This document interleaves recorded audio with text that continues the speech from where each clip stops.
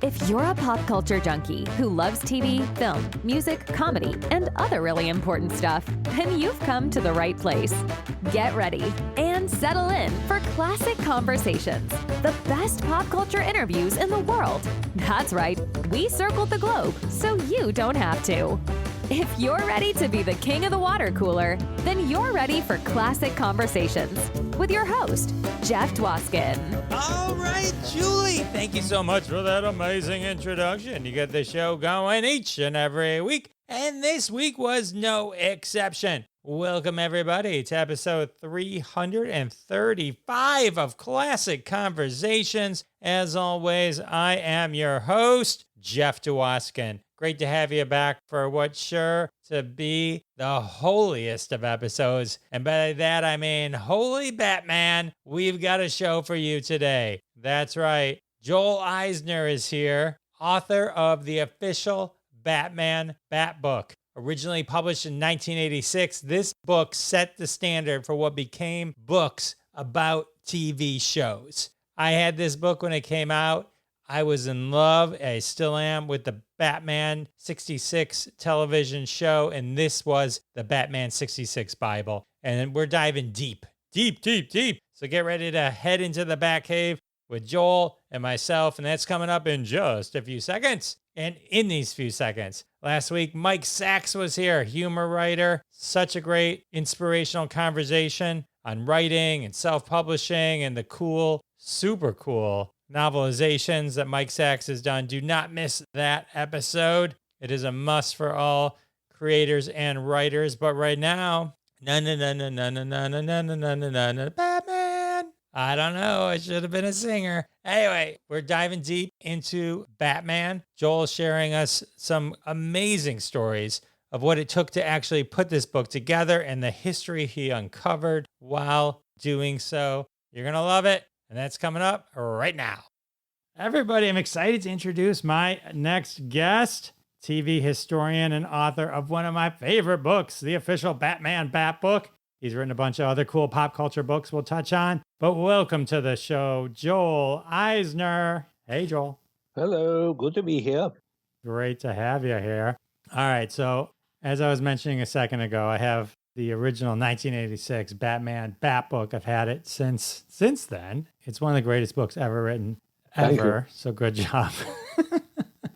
I did the book a way that at that time no other TV book had been done. I noticed that a lot of the people who were writing the books were, I don't know, they were setting themselves up as experts or they just thought they knew a lot about everything, but they tended to give a lot of their own opinions concerning the subject matter they were writing. And unless the person actually happened to work on the program or had some real direct connection to it, their opinion was as good as anybody else's. So I said I was going to set out to do it differently. I went out to go search out all the people I could get to had worked on the program to get their opinions of it. So if you don't like what they're saying, you can't blame me for that because that's their opinion. They were there. So that's why the book lasted a lot longer than a lot of the film and TV books because there was nothing there to disagree with. I mean, I don't want to start naming names of authors, but I can tell you specifically, I was rather disillusioned with the Twilight Zone book. The guy who wrote it went on to, he had written other things. He'd written the Star Trek cartoons and a few other stuff. But the closest he ever came to working on Twilight Zone was he went to school with Bill Mumy, who did 2 episodes of the show. But he tended to give, in the episodes that he liked, 6 pages, 7 pages of details, interview material, whatever he could do. And the ones he didn't like, he basically wrote them off in a paragraph or 2. And I got very disillusioned with that. And I've seen other books where they just give too much technical details. The Outer Limits book was nice, but it was too much technical stuff on budgets and everything else. So I figured we're writing this for the fans of the show. So when I actually did it for myself in a way. So I wanted to put in the stuff that I felt would be more entertaining, more informative, but not to cause anybody to be, oh, he hates this episode, so he's not going to cover it, or a very bad opinion about something. I mean, there are episodes of the show I didn't care for as much as others. Certain villains I preferred more than others. I had to give it a sort of an equal balance to everything because it was something that everyone has a different opinion on. And I think that's why my book, there are a few others very similar who copied me afterwards, I have to say, but that it has survived as long as it has. It wasn't just a one-sided diatribe on whatever the author themselves like. I guess it's an honor of sorts, right? It's an honor to have people copy you going forward? Because that means you've set a new standard, a new bar. I mean, I knew a few of the people who'd written the other film TV books. I was friendly with the woman who wrote the book on the Honeymooners, and she did Get Smart, and she did a couple of things that doesn't come to mind. And it's funny because her editor on the book became the book editor at DC Comics, who helped approve by getting my copy through DC's paperwork, so to speak, to get the book done. So it worked out that way. And I knew a couple of people who've written other books. I had a friend named Alan Asherman, did all the Star Trek books. So I know what people, what in the general genre, but a lot of these other people have come and gone, and they've written one book. Why do you think your book endured? It latched onto a right market, the right time, and there was nothing there for people to disagree with. That was my main goal for the whole thing, was to put out something that people are not going to say, hey, who cares if he doesn't like this episode? I like this episode. But if the actor who starred in that part of the show says, hey, I didn't like doing it, then that's their opinion. They were there. So that's what I did. Besides, it was a bit selfish on my part anyways. I wanted to get to meet as many people for the show as possible. So I got to hang out with a lot of them. I'm still friends with a few that are still with us, like Julie Newmar. Everyone else I basically met for the show for the most part have passed away. It was a pleasure knowing them. I mean, some of them wish I had lasted longer friendship with. They passed up. Actually, I had a few died within the first year the book came out. I got to them in time. I was lucky. What about Adam and Burt? I mean, I wish I could have gotten Adam and Burt for the book, but there was a long, involved process with them demanding money. I don't know if everyone knows my story. It's not in the book. I mean, I didn't really put this in there. I mean, but at the time I was doing the book, which was I started in September of '85, right after Neil Hamilton and Commissioner Gordon passed away. I said, I'm going to get this book done before we lose the rest of the cast, because a lot of the other people were already up there in the 60s and 70s and even older. So until I tracked everything down and the permissions I needed and everything else, it got out there through various agents for Adam and Burt, and there was about 13 people claiming they were doing the official book on the show. They were contacting Adam and other people. And Bill Dozier, the producer of the show, who was also the series narrator, told me, he said there was about 13 people. So I got the number, came to him and said they want to do a book on the show. And he said, when I finally got to see him in person, he said that I was the only one he agreed to meet with to do the book, because I went through the proper channels on how to run this thing completely, because everyone else was just doing the speculation stuff. I had known he was a network executive. He was a producer at studios. He ran the script department at Columbia. He did all kind of stuff. He was a real network suit, you might say. So I knew I had to do things properly. So I had all the written documents. And it was a long, involved story to find out that nobody owned it. It was a very, very strange situation. Since then, the legal stuff has been straightened out. But back in '85, I said, okay, I'm going to do this. So I had got a hold of Bill Dozier's address. I wrote to him, and he said he no longer had any rights to the program as far as licensing. So then I contacted 20th Century Fox, and I heard back from their legal department, and they said they don't have rights to it anymore as far as licensing the book is concerned. I said, okay, now I've gone past the two small things to deal with. Now my next step is to go to DC Comics, because that's the next step. And I'm thinking now that's owned by Warner Brothers, and that's a problem. Fortunately, that time they were in New York. I'm in New York, so I wrote them a letter, and I wrote them a letter, and I heard back from this woman who turns out was the editor of the Honeymooners companion book at the other publishing company, and she said that they thought it was a wonderful idea to do the book on the TV show, that they thought there was a small market for it. Well, a small market to a comic book company is 100,000 copies, so which exactly is what we did wind up doing originally. They said, well, I came down in person, I sat down, I talked with them. They said, well, here's the problem. We don't know if we own the rights to the Batman TV show or anything to do with the TV show. At that time, DC was not owned by Warner Brothers. It was still called National Periodical Publications. They weren't sold out to Warner Brothers till about 4 or 5 years after the Batman show went off the air. So they said, we're going to have to go through our records. But now we're talking, this is 1985, around, let me see, this is about at the end of '85, but November, December. And we're going to have to go through our records, which is all in storage boxes in some storage warehouse, and they'll have to get back to me on it. I said, okay. But they're going to look. I said, let me ask you a question. Now, this is when they were promoting the Michael Keaton Batman movie 4 years earlier before they made it. They were just floating a script around by Sam Hamm, and I had no idea what was going on. And I said, you're planning on doing this big movie, and this is before even it was cast. And I said, you don't even know if you own the rights to do Batman as a movie, because they had the Batman movie too back in the '60s. And I said, they could turn around and come back and say, they pull out the paper and say, hey, we own the rights to this, and give us the money for the movie. And then they could Dozier or somebody else along the line could take them. And they said, yeah, that's true. They had no idea. And I think that's the reason why they agreed to research this for me, because there was no computers. It was all papers. And they had to go through all these old documents going back 20 years or more and to find out who owns it, because they were doing this backwards. They had no clue. So it didn't take them that long, which was fine for me. It took them a couple of weeks or so. They got back to me and they said, turns out our contracts were with the ABC TV network. We don't own the rights to the TV show. So if you can get permission from ABC to do the book, we will give you permission to use the Batman character for nothing. Otherwise, they wanted 50% of the royalties in return for doing the book. But since they had no vested stake in the TV show, they couldn't get me for anything. So they said, fine, just get us something from ABC, and you can do it as long as you say, we gave you permission to do it in the book, and that's, it's copyrighted by DC Comics. I said, fine. I said, now what am I going to do? Now I got to deal with an entire network, which is a lot more difficult than dealing with everyone else so far. But I said, what have I got to lose? I called ABC.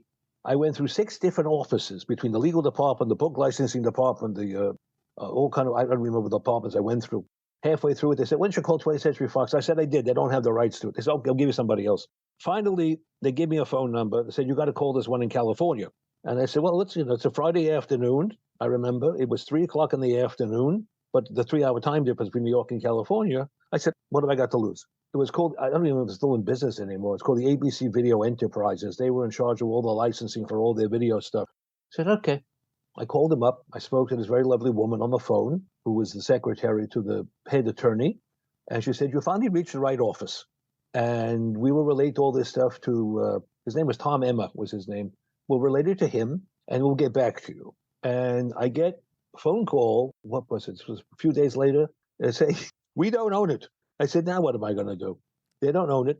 And they said, so I went back to DC Comics. I spoke to her, the woman whose name was Judy Fireman. And I said to her, Judy, I said, well, ABC says they don't own it. They said, well, we want it in writing. I said, okay.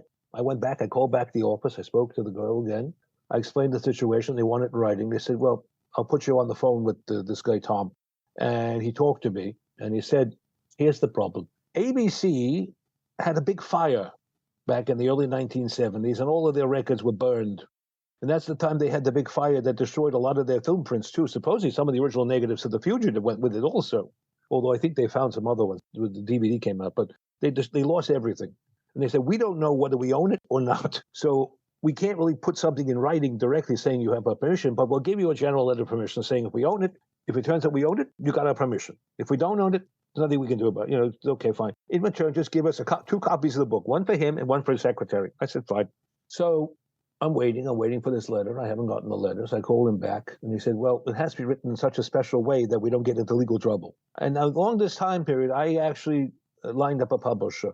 I had done prior to that a reference book on television situation comedy shows from McFarlane Publishing, which was a reference book publisher. It was my first epic. I was 22 when I wrote it. It was 880 pages long. It came out. It was 11,000 episode synopsis for situation comedy shows. I weighed 3.5 pounds. It was that hardcover book. And I had this book and I said, I want to do something that's a little bit more commercial, something that wouldn't go to a reference book publisher. I made the money off it, but not that much. So I started shopping around to different publishers. I said, let me do a book at that time, very popular stuff on spy shows. So I said, let me do a compilation book on spy shows. I'll cover different programs.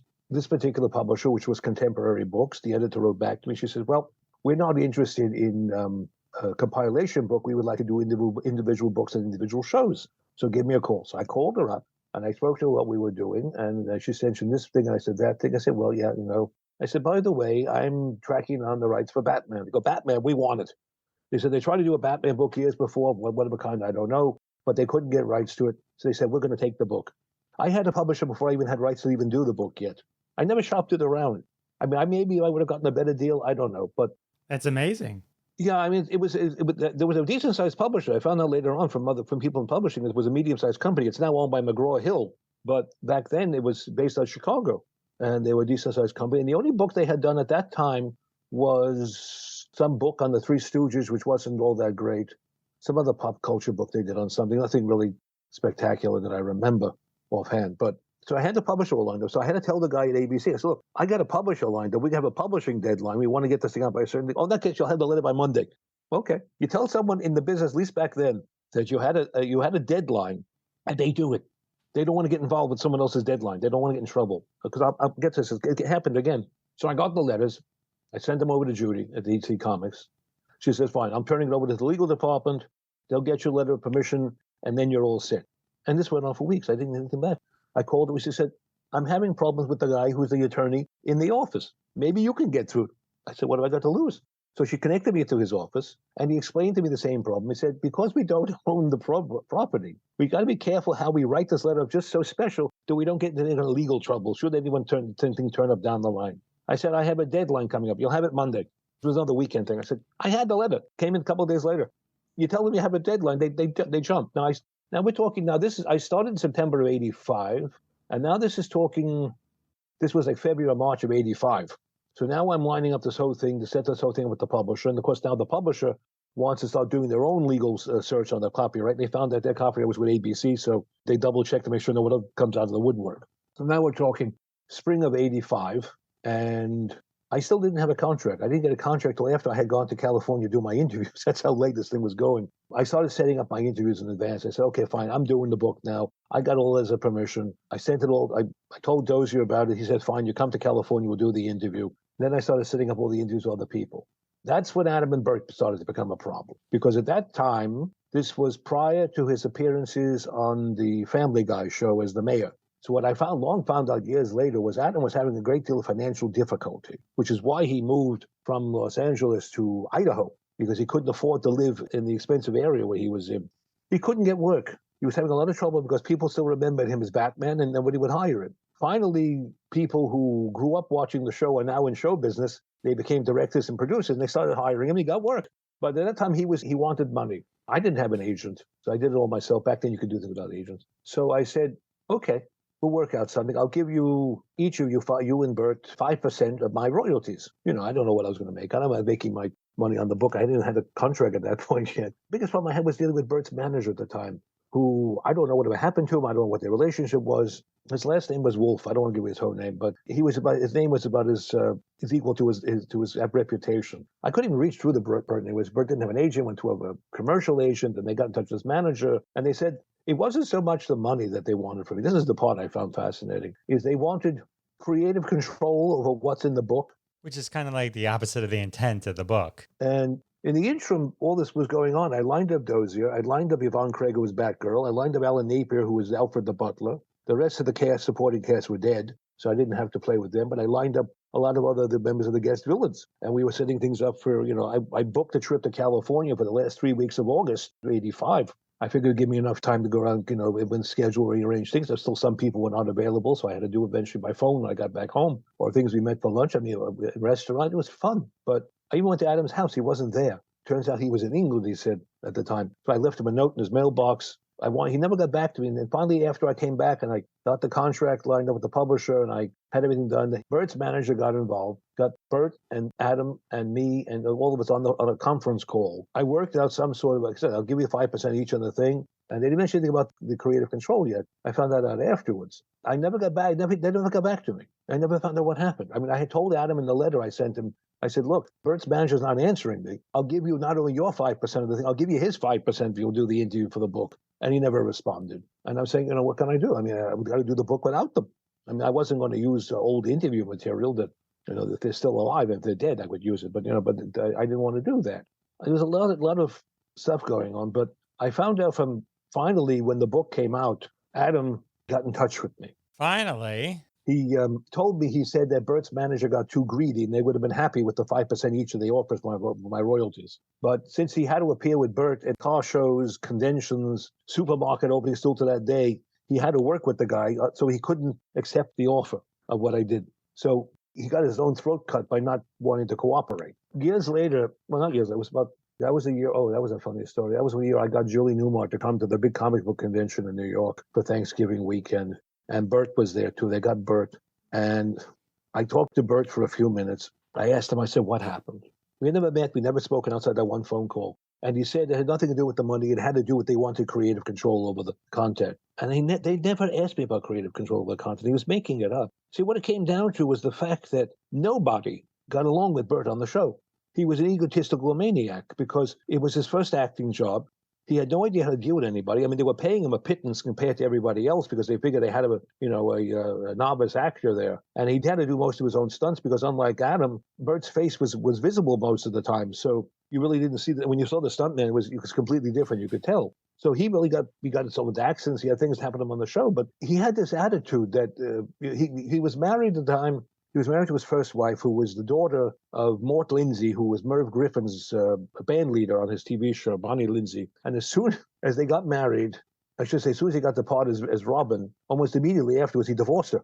He dumped his wife, and he married one of the guest stars on the second season named Kathy Kirsch, who was Vince Edwards, Ben Casey's ex-wife, who, well, according to Bill Dozier, she was a gold digger who took him for whatever money he had, and then she got rid of him. But those are the stories that went on with that. But he became sort of this, none of the crew could stand him. I mean, there's a whole story I'll go into in a little bit about the egg fight with Egghead, about the crew getting revenge. But everyone, he was always acting up, and he had his own things going on, I suppose, with the not being treated as well as the other actors were. But it became part of this whole thing. So what he wanted to do, I was drifting there, was he wanted control over the book, not so much to keep. I said, look, you could have corrected it and changed and put in anything you wanted to say what you said, but I'm not going to let you have corrected anybody else's stories. And that's what he wanted. He didn't want any of that negative stuff about him coming out. That eventually they had to incorporate in that Back to the Batcave movie that they did several years ago when they were doing those TV recreations of the old stories about the egg fight and all that other stuff, because it came out. They couldn't stop it because it was in the book. They couldn't cover it. They couldn't hide it anymore. But Adam came to me. After the book came out, Adam, we met finally. We were always talking by phone, by letters. Met him at a convention. He came to New York. Very nice. And he was a nice guy. I mean, he's a little, I would say ditzy or naive kind of thing, but he was sort of somewhat innocent at times. He was just sort of, I liked him and all, but he wasn't such a great businessman, I suppose, in the way he handled stuff. But he called me up after the book come out, and I don't know. I mean, he woke me out of a sound sleep. He called me early in the morning. I guess he was up. He called me up, and I love the phone call. I still remember it to this day. This must have been about a year or so after the book came out, less than that. And he goes, doesn't say hello, he asked for me. I said yes. And he said, I'm sick and tired of having to sign your book and not make any money on it. Holy dilemma, Batman. I said, because it's me, it's Adam West. Okay. So he came to this before he wrote his book. He said he wanted to do a book, but he had problems with the licensing with DC Comics as far as anything he put on it, photographs or anything else, because he would have to pay him a lot of licensing stuff because he has to pay licensing when he wore his costume at conventions. So he knew that I got around it. I had the person. I said, look, we can do it as a part 2 of the Bat book. I can put all the photographs I want into the project. All I want you to do, in a sense, would be, you put your part of the story into the whole thing. We can annotate the old book, or we can do whatever we want to do with it. And I think it really would work well. We have a follow-up to the whole thing. He said, fine. He said, there's one condition. He said he wants $100,000 advance on the royalties. Holy demands, Batman. Now, after all these years, going back to the 1986 when the book came out, I made a grand total of royalties about $40,000 overall. They only would have made about a couple of $1,000s off the deal I made them originally. Because the book came out, it was originally $8.95 for the first 10,000 print copies. Everything after was $9.95 cover price. That's how you can tell the first edition on that book. And they never put it in the book. And we did about 13, 15 printings, but they never put the print number inside. But only the first edition is $8.95. There was a lot of things that were omitted in the holy section and the typos and a few things which we corrected because they rushed it through. But we did that much. I said, $100,000. He's crazy. I was friends at the time with one of the executive vice presidents at the Lyle Stewart Publishing Company, which was releasing all the Doctor Who novels. Now, I used to go to conventions. I sell all kind of movie, TV photos and merchandise and stuff. And I used to carry the Doctor Who paperback novels that would come out every month. So I used to go over to Jersey and pick up the books from the publisher and talk to my friend there. I mentioned to him, he said, this was after my contract at Contemporary was basically over. But he said that Adam wants to do a book, and he said he wants $100,000 advance if we do it together. He said, we'd love to do the book. He said, but he's not worth $100,000. We don't even give that kind of money to any big name stars, he said. But they did a lot of celebrity books. So I couldn't do anything with it. Eventually, Adam made some deal with... he got himself a sort of a ghostwriter. It was so full of errors and stuff. Even the episode guide that they used for his book was out of the old Fox press kit, which was a lot of errors, a lot of typos. I mean, this one misspelled the names of the episodes were wrong, all kind of stuff. I could have done a better job with him, but if I had done the book with him, I would have been able to pull out a book which he couldn't do. I would have done a book on Adam he had a very interesting career in the sense he went from basically a nobody to an overnight star to a has-been in less than 3 years. And that's the way the book would have had to been written. His whole career up until that point, what it did to him after, and then it was also with everything afterwards. This was even before Family Guy. So that's the only way I think I would have pulled that book off. But it didn't work out with him as much as I'd like to. I told it to Bill Dozier. I said, Adam and Burt both want money to do interviews. He goes, the nerve of some people. He said they made so much money from all the appearances they made doing car shows and everything else. Not so much from the TV show, but they made money, but they didn't do it. Everyone else was fine. I mean, I hit it off with so many other people. So how did the whole rights thing work out? So I went through this whole thing to find out that nobody owned the rights to the book as far as licensing. It's a little more complicated than that because, you see, what happened was Warner's didn't own the comic book company. So everyone was using a company called the Licensing Corporation of America, LCA. And they licensed all kind of TV products and film products and stuff. And they were a licensing organization to send out license to sell products. So what they did for Batman, if people will remember, they had very little merchandising having to do with the TV show or the movie. You had a novelization of the movie itself. You had the trading cards, and you had the Viewmaster reels. There was a couple of novels. They put pictures on the novel things. And that was about 3 or 4 different trading card sets. And most of the trading card sets were also from the comic strip pictures. Adam didn't have, there's no money, there's no merchandising really for the show. Everything had DC, at that time, National was using the LCA, and everything had licensed a comic book character on it.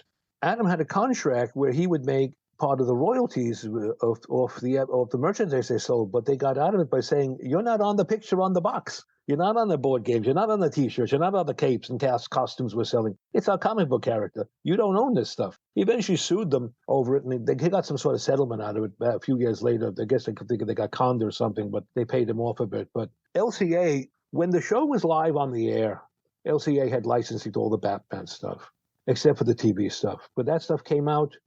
It's whatever the producers did. When the show was canceled, everything flew out the window because you can't license a canceled program.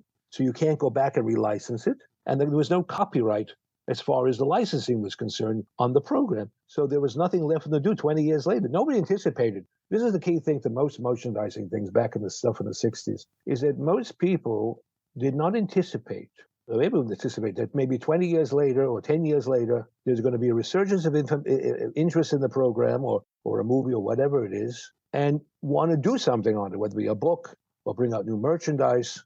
That's what happened with Star Trek. People don't realize that. Most studios back then either did or they didn't copyright their episodes officially with the U.S. government copyright office, like they do normally with films, their little copyright thing. Columbia Pictures, they copyrighted everything. MGM copyrighted everything. Fox and Paramount did nothing. They did the feature films, but the TV shows they never did. It was only after the fact that sometimes they would put these things through. To digress a second, for Star Trek, they never bothered. So for years, all that homemade merchandise that were turning up at the Star Trek conventions, they couldn't stop anybody from doing it because they had no licensing left on it. They eventually, when they decided to make the first movie, they had to go back and do something. So they went back to the film prints and they recut them.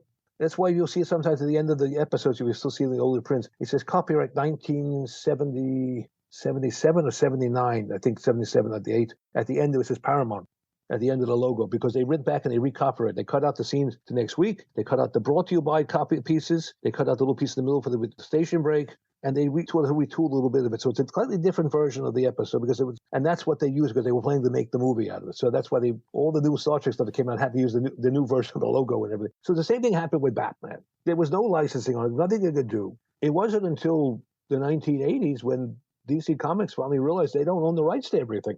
The names of this, the Batcave, this thing, they started copyrighting everything. For me, it didn't bother me because they couldn't do it after the fact of a show they didn't really own. I got around it all of it. It took me longer to find out that nobody owned it than it took me the 6 weeks it took to write the book. So all that licensing stuff was just sort of like nobody expected anything to happen with this thing. So that's when they had to go do all the research on this stuff. Now, years later, they found out what they wanted to do to DVDs. Then they had the problem, who owned what? I don't understand why he did it this way, but Bill Dozier, it turns out, actually, he had the rights to the Batman TV show. He didn't even know he owned it as far as the licensing was concerned, which he would have gave it to me anyways. We still stayed friends after the book was done. But according to his estate, it was broken up among 3 parties.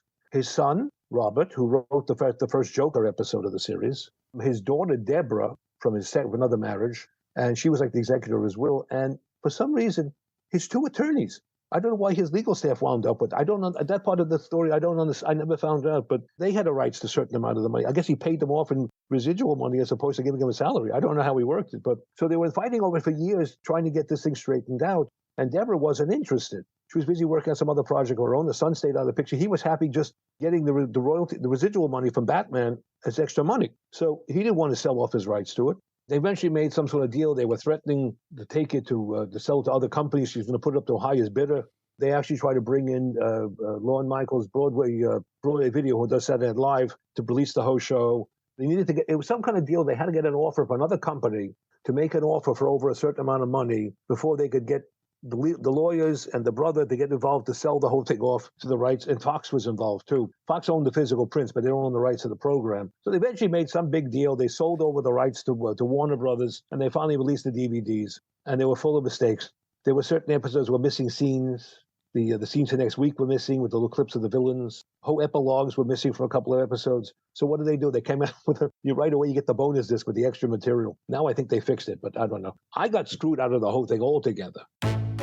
Holy cliffhanger. Sorry to interrupt, but have to take a quick break. I do want to thank everyone for their support of the sponsors. When you support our sponsors, you're supporting us here at Classic Conversations, and that's how we keep the lights on.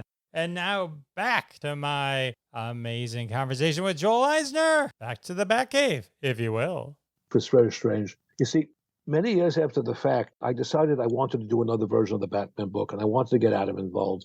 So I said, let Adam come back and just annotate the entire book, because the one thing he had never done was talk about the other villains. I mean, he talked about Julie Newmar and the Catwoman and the Jew, but he never discussed all the other villains or the people he worked with on the program, because he never had anybody sort of prompting him in the right direction. So I said, if I could get him to do another version of the book with me, we re-release it, and I'll have him annotate every little character in the book and talk about this villain and that character, this actor, whatever you want to do. I wrote to him. I heard back from his then agent.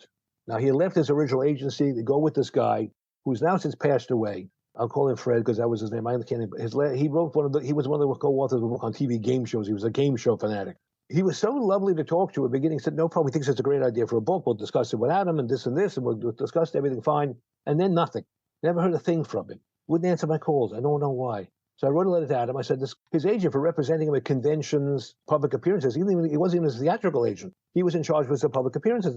I said, this guy is not doing you a service here. We've got an idea to make you some money off of doing another book. You'll do some publicity stuff out of it. We'll both make money. I said, not only that, I'm going to give you 50% of the royalties. No dickering. No haggling back and forth. We're going to do a 50-50 split. And the next thing I know is that agent is bad-mouthing me all over the place. Because I went behind his back, apparently, and I try to make a deal. And Adam, of course, opened his big mouth and told him what I was doing. Holy backstabbing, Batman. So when it came time to do the DVDs, usually the guy who writes the book on the TV show is included as an expert on the audio track. Never heard from them. Eventually, I found the right person to contact at the Warner Brothers company, and they said Adam's agent had exclusive. They knew about me and my book, but he had an exclusive. Only Adam's going to be on the DVDs. Nobody else. That eliminated me. It cut out Yvonne Craig, Burt, and Julie had like a little bit of something they threw on there, but everyone got cut out. They didn't want anybody else on those DVDs because they were getting paid for it. I wouldn't have got paid. They would have paid me off at a box set. There was nothing to it, but they didn't want me on there. And that Fred got what he deserved, I guess, eventually because, he's not around anymore. But that was the problem. I said Adam always had such bad business sense. He always went around with the wrong people as far as giving him direction. But I found out this Fred screwed over a lot of other people that way. He'd be nice to a lot of things and then backtalk people behind their back and screwed them over. Adam was supposed to make a deal to do. They were bringing back Captain Action, those action dolls from the 60s. And they wanted to do it as an animated series. And they wanted to do it, bring back the action figure. Somebody bought the rights to it. And I met them at a convention and they were there. Adam was there. And I said, good luck. Be careful of his agent because at that time, he's going to screw you over, promise you everything. And then he doesn't do a damn thing, which is what he did. My publisher had no idea what we were working with as far as Batman was concerned. I knew it, but they didn't. I finished the book. I had a deadline November 1st of 85, and the book was coming out in July of 86. That's how fast we brushed this thing out. I was still doing interviews until that point. Come February, I was doing a convention at a few blocks away from the publisher's office in Chicago. And I had my editor come down in person, so we could finally meet in person instead of doing phone calls. And we have that color section in the book. It runs like 8 pages. That's what causes the book to fall apart, because when they glued it together, it sort of splits the spine when it dried out. She was actually going to cut the photographs down from 4 pages. It was originally 4 pages down to 2 pages of color, because she said it was expensive. But then I showed her the photographs. She said, no, I'm going to double it now, make it 8. We were doing the photographs and the final editing, maybe 5 months before it came out. The guy who designed the book for us, she hired him. He was living in New York, so I got a chance. I worked with him in person that way, so it was easier. He used to be the set designer for Madonna, and he never lived to see the book, unfortunately. He died of AIDS. Very nice guy. They knew him because they were going to do a Madonna book. It didn't work out. So we had this guy who worked, celebrity stuff on the thing.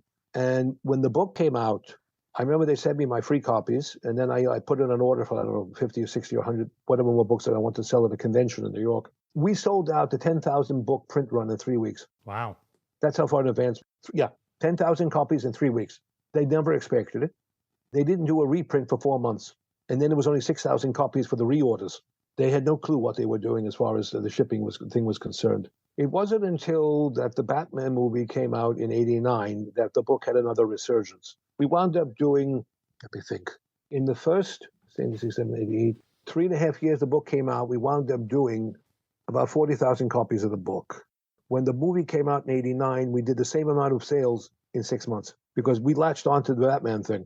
And DC, for one, I heard, wasn't exactly happy. I mean, at least I should say Warner Brothers, because every comic book shop, every regular bookstore was pushing my book as well, because they were looking for any kind of Batman material they could get, and they weren't making a dime on my book. It was done all in spite of everybody who wanted a piece of the thing, never got it. I mean, there wasn't a big enough pie even to share even for myself, but everyone else involved with the book. I mean, I have a letter from Adam telling me how much he loved the book.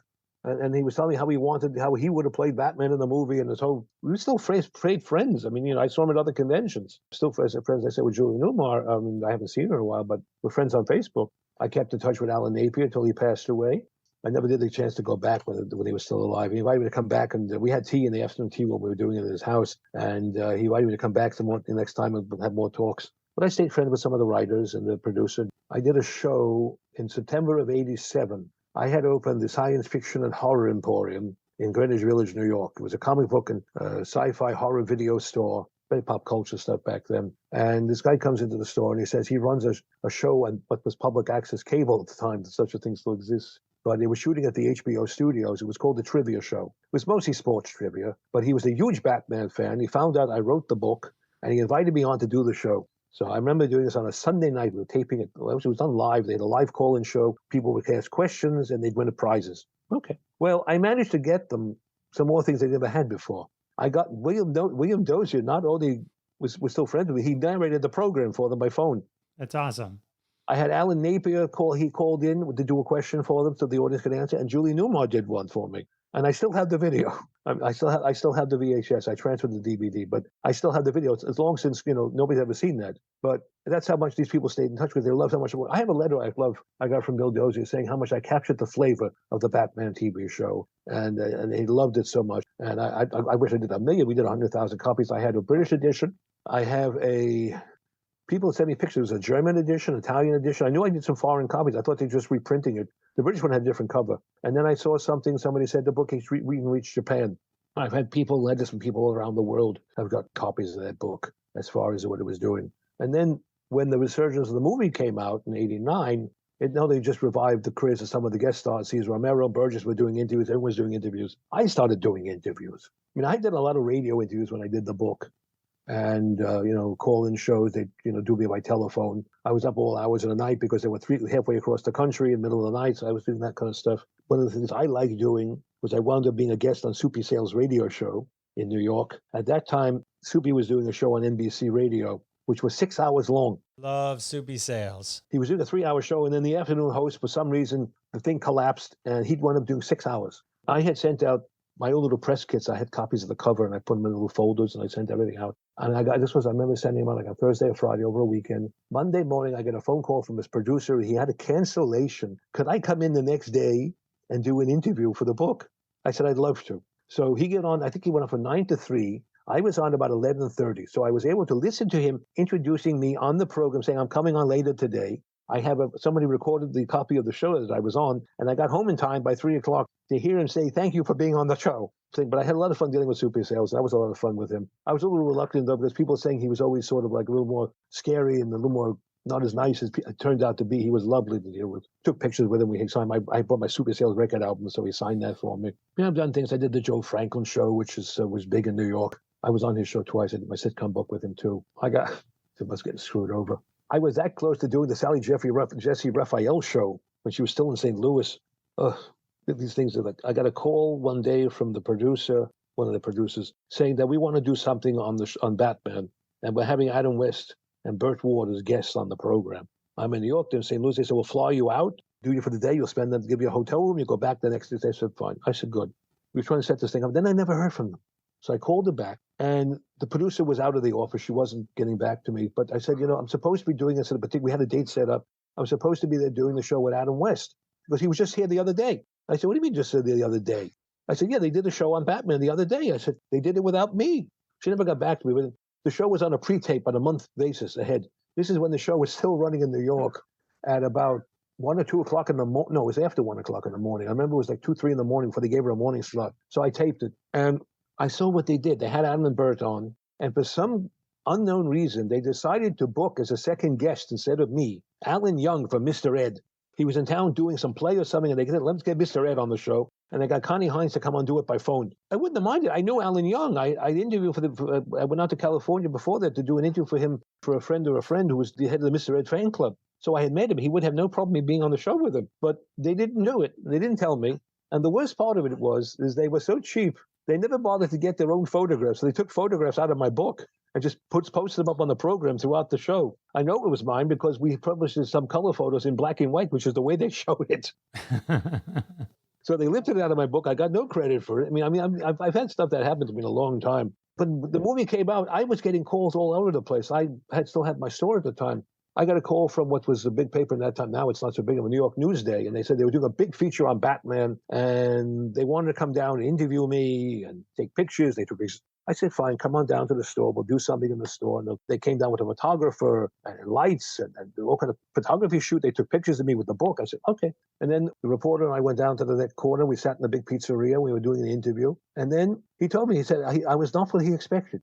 I said, well, I have an idea what you expected, but you see, I have a master's degree in business, in marketing, and I've got an MBA in media arts. So I'm not your typical Batman geek who's, this little fanboys who sit at home and, pretend they're Batman or, these couch potato characters. This whole thing to me was my main goal was to preserve the stories of what went on around these shows. And I've done it for other shows. I've done it for movie stuff. So when the article came out, it was 2-page spread on all the Batman stuff. I was reduced to about 1 paragraph at the end of the article. Talking about me in the store and how I was selling about 35 copies of the book at that time in the store, just based on the movie. The picture of the people they had in the article, which they did the big feature on, was this married couple who ran some sort of 60s style antique toy store thing in Manhattan. And they had trying about all kind of Batman geeky stuff and toys and holding all this stuff. They looked like real geeks. And it's like, this is what they wanted to think the Batman fans were like. Not some educated person who was doing this for a whole other reason. Adam told me this one story. Adam and I used to do a lot of comic book conventions, the Star Trek convention for Creation Convention Company. I used to run their film programs for them, so I used to go and I used to sell. So I used to sell sweatshirts and T-shirts and Batman stuff and all kind of other sitcom, all kind of movie stuff and everything. Anyway, this is before Adam got Fred as the agent. He was still in his other agency. And Adam was the sole guest at the show. And he was in the same dealer's room selling his autographs and things. And he came up to me. He said, would you mind staying with me before I go up on stage to talk to the fans, sort of keep them away from me? Because he's got to, just prepare himself to get on. He said his agent the agent had an agent that show up for him. He said, didn't show up. And I said, I'd be happy to. Put on someone on my table. I said, okay. So I'm hanging out with him off the stage, and he's preparing to go on stage and stuff. And I go, all these crazy fanatic fans. And he goes, you know why I asked you to do this for me? I said, why? He said, because you don't take this crap seriously. To me, Adam was saying this was an acting job. It was part of my career. I did it for the money. I had fun with it, but that's it. These fanatical fans are like, you don't take this stuff seriously. I said, no, I don't. I'm a big fan of character actors. That was always my big favorite thing. You see, I have two showbiz people in my family. I wish to God I had met them when they were alive. But on one side of my family, my cousin was Edward G. Robinson. Oh, wow. And the other side of the family, was Zero Mostel. Oh, wow. So I've got two extremes. And I grew up watching a lot of character people. My idol was Vincent Price. So I grew up watching all the horror films and TV shows and all that. But he never took himself seriously, Vincent. Well, I'll get to Vincent in a moment. But I know who they are, and I talk to people about their own credits and things. I have a way of ingratiating myself with people. There are people who, I'll tell you one thing. I did the book on Lost in Space, which at the moment I am presently revising for a new edition. I'm making a lot of changes and things. It's came out in 91, but it needs to be redone. I sat down with Jonathan Harris, who played Dr. Smith, when we had it was a big Lost in Space meets Star Trek convention in Atlantic City, and almost the whole Lost in Space cast was there. And I was there pushing my book, and And I sat down with Jonathan Harris, with my publisher was there and a couple of people, and we were sitting there having, so he was having a late night dinner snack. He was having the hotel restaurant. And I'm sitting right next to him in the booth. And he's like, I started talking about certain shows he did and working with Lou Costello, and one of the last things Costello did back in the 50s. And then we're talking about, I mean, the story, all this stuff I can go into, but I'm talking about doing the episode of the Monster Squad. He plays the astrologer, this crazy another Batman film was produced by Stanley Ralph Ross, and people did Batman. And he turns and he looks at me. And I knew Jonathan well enough to know him because he was such a character. That the whole voice was all fake. He could drop it when he wanted to. He came from the Bronx. He developed it to kill his Bronx accent. But when he wanted to, he went back to his Bronx works. And he looked at me and goes, "How do you remember this stuff? I don't remember doing this stuff." I said, "I'm a fan of character. I know people's credits." And then I reminded him, I said, "Oh, yes, I remember the thing with the Monster Squad. I had to wear this funny headpiece and gave me a headache." And I dragged the stories out of people because I know what most people who do interviews with celebrities, they're all superficial. They're going by their current product. But if I go into someone who's been in character people for a long time, I know them from everything they've done. Now, I sat down, I keep digressing, but one of the conventions I did once years ago was a Comic-Con, it was another creation convention in New York. It was a collected group of guest stars. Dawn Wells from Gilligan's Island, Michael Dorn, who was making his first appearance without his Worf makeup at it was probably a Star Trek convention. Nobody knew what he looked like, let alone they knew he was black. I mean, but a good-looking guy. But I saw him, and people come in, where is he? They didn't know but he comes up on stage. But he was there, nice guy, talked to him. And then as a guest, somebody canceled out the last minute. They brought in Richard Kiel, Jaws from the James Bond pictures. Now, I've been a fan of Kiel for years when he used to do all the horror movies. He was the candidate on Twilight Zone's To Serve Man. He was Voltaire. He was Dr. Lovelace as his sidekick for 3 episodes of Wild Wild West. And he did the Monkeys, and he did the Ghost on Gilligan's Island. He was the original Incredible Hulk. He's actually still in the opening credits. He's still in the opening credits. They wanted a giant for the part, but he unfortunately, he was blind in one eye, and his vision wasn't great in the other. To wear the contact lenses was too much for him, and they wanted someone a little more muscular. They were going to go with Ted Cassidy, and that didn't work out. Cassidy became the narrator, and he dubbed in all the grunts and groans for Lou Ferrigno. I interviewed Ted Cassidy 6 months before he died. I got the last interview with Ted Cassidy. That's where he admitted he was Thing from the Addams Family. All that stuff originated with my original interview. So I got all the firsts and things. Oh, I didn't know that. That's cool. Oh, no, very long. 6 months before he died, because he was on Lost in Space. I used to run the international fan club for Lost in Space and Irwin Allen's TV shows. So and a lot of people were on Batman. They were on Star Trek. I got all the stories. Cassidy at the time. Well, I'll get back to Cassidy in a second. So we'll go back to Keel for a moment because they were interrelated. See, I go all over the place because I got so many stories. But Keel was the guest star, and I knew the people running the convention. I did stuff for them. And the head of security, she said, the security guard didn't show up. We need someone to stand guard at Richard Keel's autograph table before he goes up on stage. I said, great. I get my lobby card signed by him, and we'll talk. So he's sitting at a table. The guy is 7'2", 7'3". I'm 5'9". And he's sitting at the table. I'm standing right next to his autograph table. There's a line of people waiting to get his autograph. And I started talking to him. We started talking about what he did for how he got Wild Wild West. His character didn't speak. He said until the 3rd episode when Robert Conrad had him speak up, let him do the talking, how he got screwed out of the voice thing on Twilight Zone because they dubbed in someone else's voice. Same thing with Gilligan. I said, what happened? He said he had a bad agent who didn't stand up for him. So he got screwed out of a lot of different things too. And then we talked, I said one of his first movies, a picture called Ega. It's an Arch Hall picture where he played this caveman named Ega. And I said, it was just coming out on VHS at that time. And because I had my video store, and I said, and he looked at me because he was surprised. And I started talking about human duplicators. And I started talking about how we did this and he did that. And he turned and looked at me like Jonathan Harris did. It's like, am I supposed to be a psycho fan, or do I said, look, I love character actors. I know people's credits. I know what people have done. I appreciate for what they are, not for just getting an autograph or pursuing these kind of things. Now, Ted Cassidy, very embittered man, very embittered. When he died, he was 46 years old of open heart surgery. But most big guys have a heart problem, so I'm not surprised when he died. He was 6'9", but I caught him at the right place at the right time. At that time, I wasn't the long distance rates were not what they are now, where you can do the internet, it doesn't cost you anything. So we did it by mail. I sent him a whole list of questions, and he answered me on cassette, which runs about 45 minutes. I still have it. It turns out he had gone through a period. He was offered the part of Dragos on Jason of Star Command on Saturday morning. Eventually went to Sid Haig. That was a spin-off of Space Academy with Jonathan Harris. That was what Jimmy Doohan's, after he did Scotty, he couldn't get work. He became the host of that, and then he made the first movie, and then he left. They brought in John Russell. But he was supposed to have the part as Dragos, which he saw as this big new Darth Vader character that's going to help him kill the Lurch image. He hated Lurch with a passion.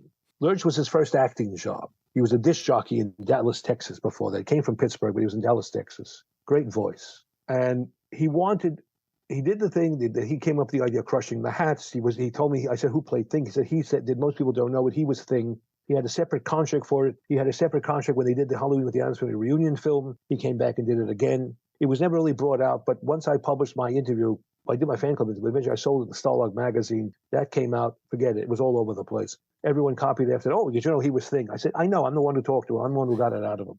Nobody knew it until that point. No one's ever got credit. Except the scenes where he wasn't in. That was the assistant director, Art Vogelin, who was doing the part. The hand didn't match, was smaller. He was talking about, he wanted to kill Lurch because the first season, he said, it was a lot of fun, crushing hats, you rang, the whole thing. Second season, he said, it became monotonous and people didn't know he could talk.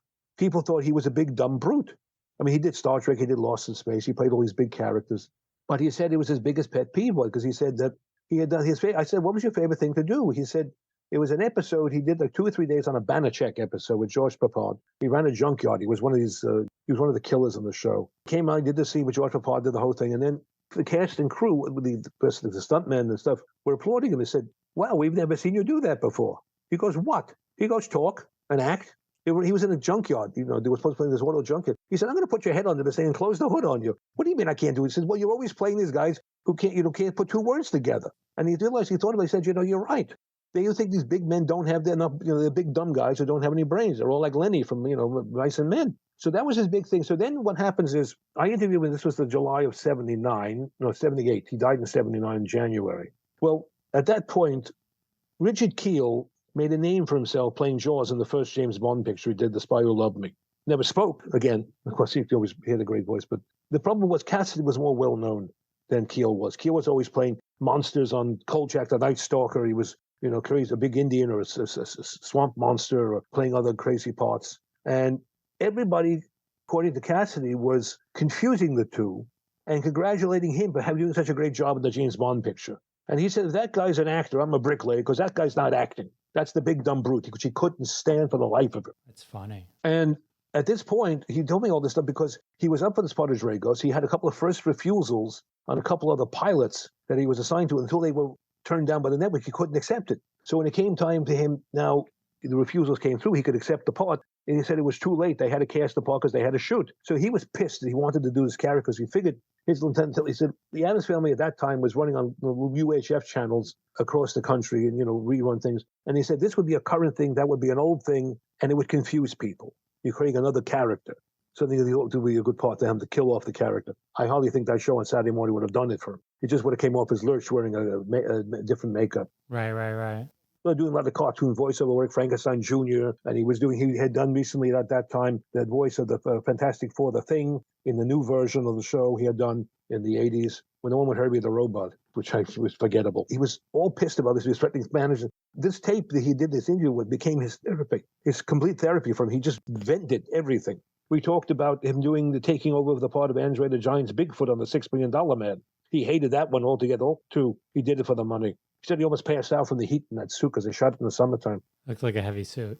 He said between the hair suit, the wig, the contact lenses, the teeth they put on him, the heavy makeup, he said, in his words, there wasn't one orifice that wasn't blocked up. They were shot at in like 100-something degree heat. He said he fell to his knees several times from the heat that built up on the costume from it. I mean, literally, but he said he had to do it, he said, because he needed the money.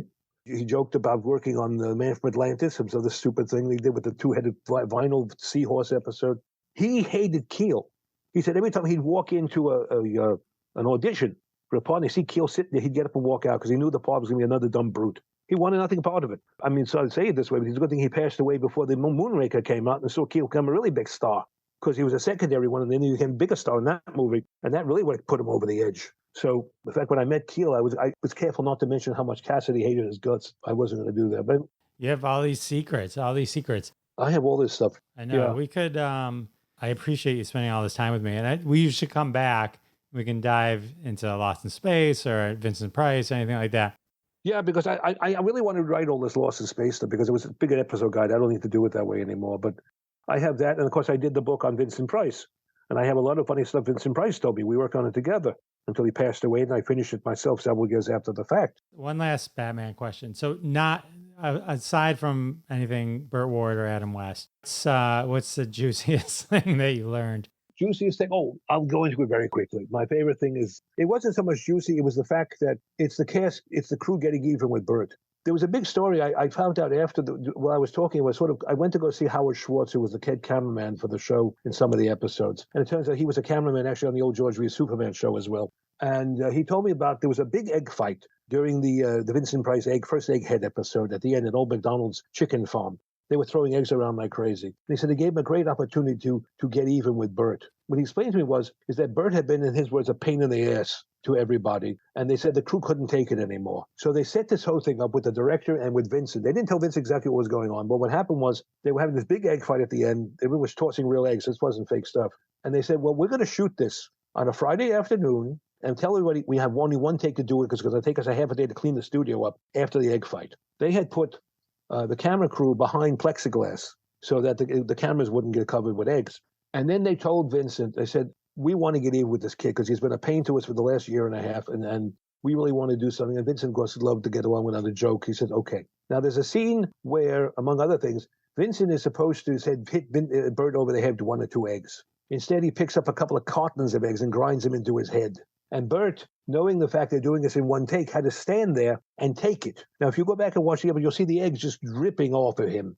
And he's steaming because he can't do anything about it. And they're tossing eggs back and forth. Now, Burt claims that he managed to get some shots and throw some eggs over to the cameraman, but I don't think that would happen because Burt's had a lot of stories that we disputed over the years, and he's exaggerated and lied about and changed. One day I'll tell you about how Julie Newmar embarrassed him at that convention we were at together because he was telling all these lies, and Julie got on the loudspeaker and said, "You're lying to people, Burt. This never happened. That never happened." And all kind of story about him hanging over this pit of tigers. But that was my thing and then Vincent told me, he said they did this, the crew cast Vincent to do it because Howard Schwartz knew Vincent from another project, and they said, we're going to do this whole thing with the egg thing. So it was like the crew finally got even with him, and everybody was happy. And they had to include that in that Back to the Batcave movie, although their own version of it. But that was the one thing I liked with it.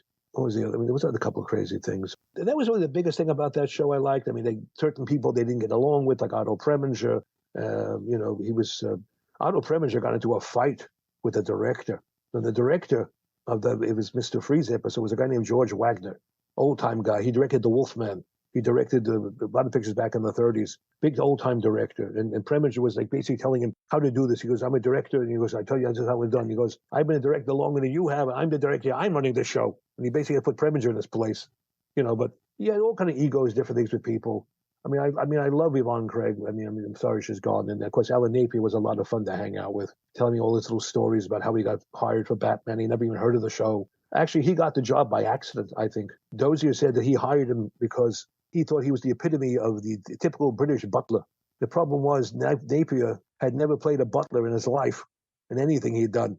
And I spoke to the guy who released Napier's daughter they found her father's memoirs and released it. I talked to the guy, and he agreed with me. He said that Dozier had confused him with John Williams, who was the police inspector in Dial M for Murder and turned up a lot on Alfred Hitchcock Presents. And he had played Sebastian Cabot's brother for like 9 episodes of Family Affair when Sebastian got sick. So he'd always played butlers and things. They were very tall, the British mustache, the whole thing. They got confused. I think that's how he got the part by accident. Little bits and pieces. There was no real stories about anything. I mean, Neil Hamilton resented the fact that Alan Napier's name came above his in the credits because he was a big silent screen movie star. Everyone else really got along. Some of the guest villains were a bit painful. They said they hated working with Rudy Valley because he was a real pain in the ass for the 3 episodes they did. Yvonne Craig said she loved Vincent Price. It was a lot of fun. Who else they had problems? Shelley Winters was a pain in the ass, too. She was like demanding everything. But everyone else was a lot of fun to work with. They loved him. Cesar Romero was what they loved. I loved talking to him. The problem, he didn't remember much about the show that much. He said they all ran together,